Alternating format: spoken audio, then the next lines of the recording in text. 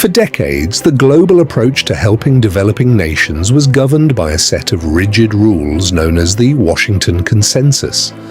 It focused on a few technical fixes: privatize industries, liberalize trade, and keep prices stable.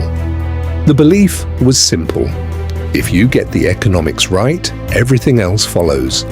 But by 1998, it was clear that these formulas were failing.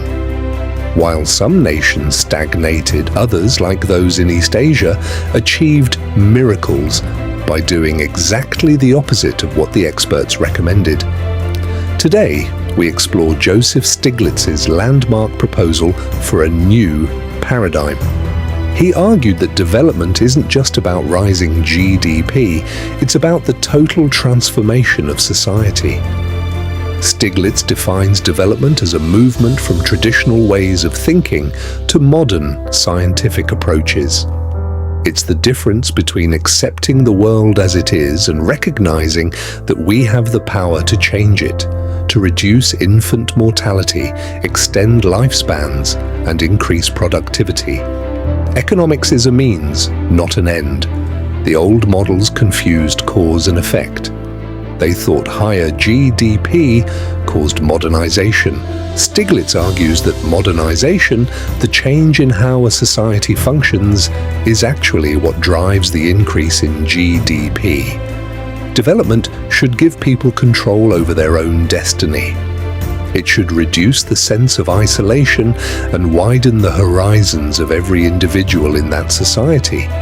Why did the old ways fail? Stiglitz points to three defining events: the collapse of communism. It wasn't just an economic failure, it was a failure of the social order. The Russian experience: Russia followed the Washington Consensus by privatizing quickly, but without a legal infrastructure. It led to a collapse in living standards and a massive spike in inequality. The East Asian miracle.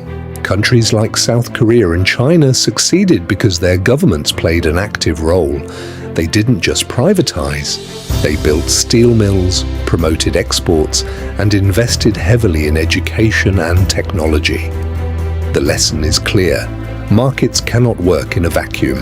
They need an institutional infrastructure, strong banks, competition laws, and a legal system to function the new strategy: ownership and participation.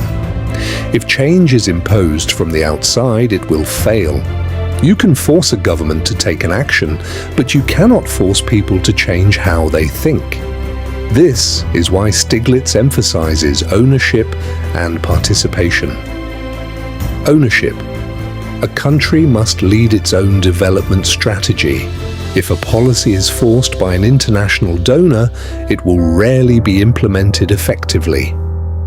Participation. Strategies must reach beyond government elites to include civil society, businesses, and community groups. This builds a consensus that can survive political changes.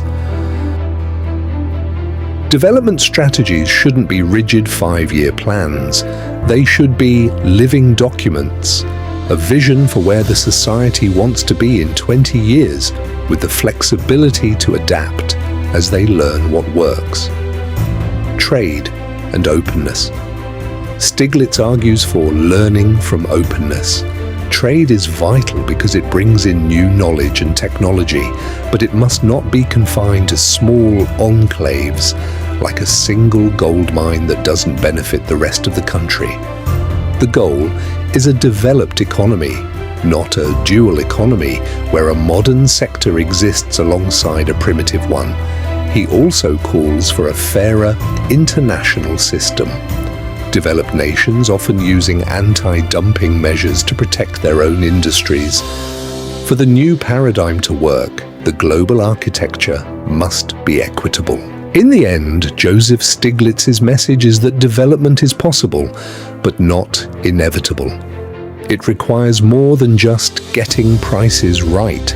It requires a commitment to the whole of society, improving health, literacy, and equality, while building the institutions that make markets fair.